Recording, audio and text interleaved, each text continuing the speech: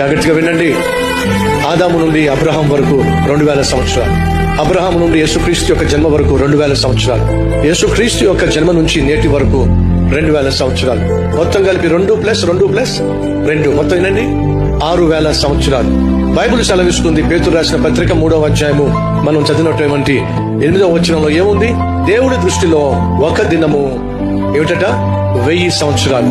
ఇప్పుడు 6000 సంవత్సరాలు equal to దేవుడికి దృష్టిలో ఎన్ని దినాలు చెప్పండి? 6 దినాలు. 6 దినాలు ముగిసిపోయినాయి అనుకోండి. దేవుడు 7వ రోజున పనిచేశాడా? పని చేయాలి. 7వ రోజు ఏమిటట? విశ్రాంతి. అనగా ఎన్ని సంవత్సరాలు గడిచిపోయినాయి?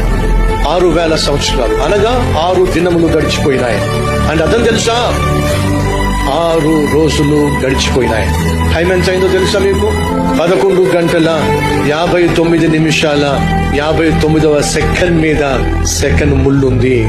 ఇంకొక సెకండ్ అయిందనుకోండి 7వ దినం వచ్చేస్తుంది. సహోదరులు సహోదరులు, చివరి గడియలో మనం ఉన్నాం, చివరి నిమిషంలో మనం ఉన్నాం, చివరి సెకండ్ లో మనం ఉన్నాం.